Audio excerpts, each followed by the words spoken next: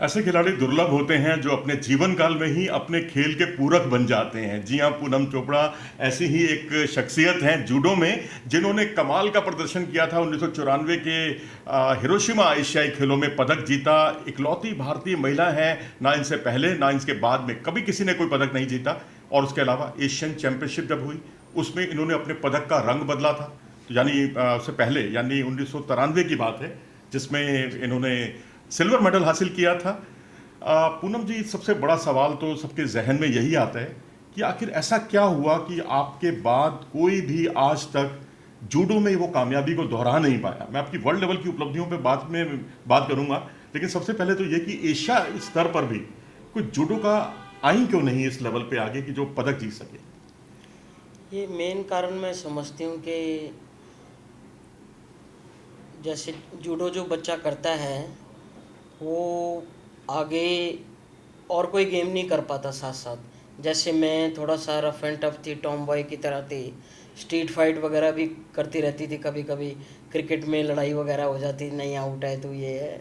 तो डेली का ऐसा रफ एंड टफ मेरा रूटीन था। तो मुझे कभी भी डर नहीं लगा, कभी भी ऐसा फील नहीं हुआ कि भाई मैं इतना बड़ा कंपटीशन एशियन खेलने जा रही हूँ। जैसे मैं स्टेट लेवल खेलती थी वैसे ही मैंने वो कंपटीशन भी खेले। तो मैं कहीं तक सोचती हूँ कि जैसे एक डर वाली बात पूरी तरीके से नहीं निकल पाई है।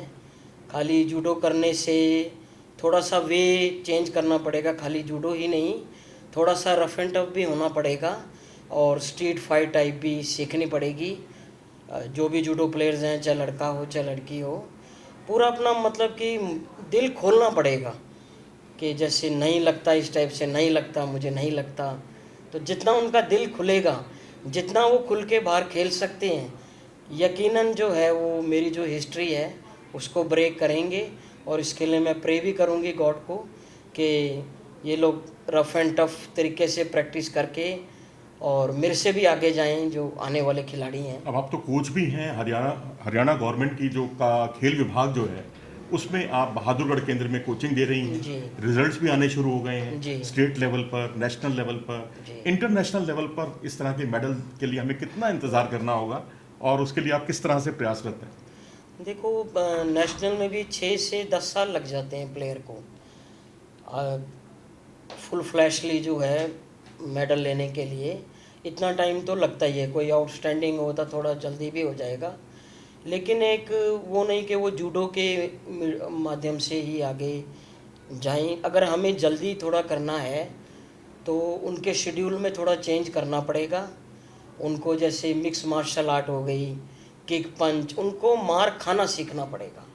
जूडो में क्या है, हमारा जेंटल गेम है, थ्रोज होती हैं, इतनी मार लगती नहीं है जैसे रियलिटी में मार लगते हैं। पंच हो गए, किक हो गए, रियल में जैसे वो उनको चोट लग रही है, तो इससे उनका दिल खुलेगा। जितना वो मार खाएंगे उतना वो आगे जाएंगे। लेकिन नहीं पड़ती, तो इसलिए तो और ज़्यादा प्लेयर्स को आना चाहिए इसमें। भाई बॉक्सिंग हुआ या अन्य खेल हुए, आपके जो थोबड़ा है उसका वो बदल जाता है, चेहरे का रंग बदल जाता है, कभी यहाँ कालक सी आ जाती है, कई बार आप जब घूसे पड़ते हैं। तो जूडो को तो बल्कि ये तो पॉजिटिव है बहुत ज़्यादा कि आपको मारनी पड़ती है और उसमें आप ज़्यादा लड़कियाँ आनी चाहिए। हाँ, कॉम्बैट स्पोर्ट्स में, मार्शल आर्ट में जूडो नंबर 1 है, क्योंकि ये जेंटल है। जेंटल की वजह से जो है वो इतना दिल खुल नहीं पाता जूडो में।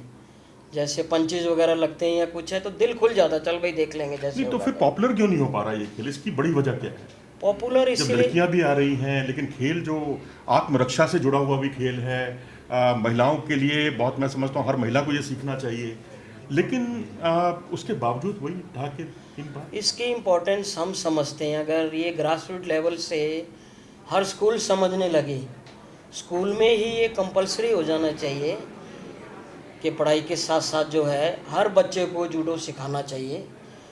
लड़कियां जो हैं कमज़ोर नहीं हैं, अगर वो बचपन से ही उनको फिटनेस जूडो जैसे गेम में डालेंगे तो वो बिल्कुल उभर के आएंगी और जो है बढ़िया अपना आगे प्रदर्शन देंगी। रोजगार मिलता है इस खेल में? हमने तो सुना है कि कई विभागों में जूडो की टीम ही नहीं है। नहीं, जूडो की टीम कई विभागों में नहीं है। मैं 2000 में, मुझे याद है, ममता बनर्जी मैम से मिली थी, रेलवे में मैंने इंट्रोड्यूस कराया था जूडो। अभी भी कई बार मैं सोचती हूँ, प्ले जो हैं मेरे खिलाड़ी हैं मेरे साथी, वो भी कहते हैं कि हम चल के एयरफोर्स से बात करते हैं, और जो अदर हैं, अभी तक मेरे ख्याल वहाँ तक कोई बात ले नहीं गया। अदरवाइज़ इंडियन एयरफोर्स होगी, आर्मी है, तो हर जगह टीम तो है सारी, लेकिन जूडो नहीं है, जबकि ये जूडो बहुत ज़रूरी है आजकल के टाइम में। इट्स वेरी वेरी इम्पोर्टेंट, ना कि इंडिया में, पूरे वर्ल्ड में जो है सेल्फ डिफेंस जूडो ये बहुत ज़रूरी हो गया। तो कमी कहाँ है? राज्य स्तर पर है या फेडरेशन के स्तर पर है? क्यों नहीं पॉपुलर हो पा रही, या क्यों नहीं रोजगार के इतने संसाधन इस खेल में जुट पा रहे हैं? कमी कमी मैं कहाँ है? कमी मैं ये समझती हूँ कि हम लोग अप्रोच नहीं कर रहे हैं। ये दायित्व बनता है फेडरेशन का, क्या लेटर वगैरह उनको लिखे। गर्ल्स के जो है आईपीएल भी होने चाहिए हमारे जूडो के, अगर बॉयज़ गर्ल्स के नहीं हो तो ये तो मस्ट है, गर्ल्स के तो होने चाहिए। लोग आएंगे? लोग बहुत आएंगे, जैसे कुश्ती में आए हैं, बॉक्सिंग में आए हैं, तो जूडो तो बहुत ही प्यारी गेम है और बहुत जेंटल गेम है। तो अगर ऐसा हो जाए, अप्रोच करें हमारी फेडरेशन या हम सीनियर प्लेयर्स हायर अथॉरिटीज़ से मिलें, तो पक्का ज़्यादा से ज़्यादा अपॉर्चुनिटीज़ जो हैं हमारे प्लेयर्स को मिलेंगी। और स्कूल में ये ज़्यादा से ज़्यादा होना चाहिए। जैसे जो ये कलकत्ता का केस हुआ, निर्भया का केस हुआ, तो उसके बाद तो ये मैं सोचती हूँ बहुत ज़रूरी है कि एक लड़की को जो है अपनी खुद की रक्षा करना जो है आना चाहिए। आजकल तो लड़के भी सेफ़ नहीं है, कोई सेफ़ नहीं है। 85 इयर्स की जो है ओल्ड वुमेन सेफ़ नहीं है, 2-2.5 साल की बच्चियां सेफ़ नहीं हैं। तो ये तो बहुत ज़रूरी है कि आपको ये, आप जब सीखोगे तो बिल्कुल आप एकदम फिट भी होगे, आपकी विल पावर भी बनेगी, और अपनी अपनी रक्षा भी आप कर सकते हो। जो साथ हैं मान लो उनकी भी आप कर सकते हो, ग्रुप में भी आप अपने आप को सेव कर सकते हो इसमें।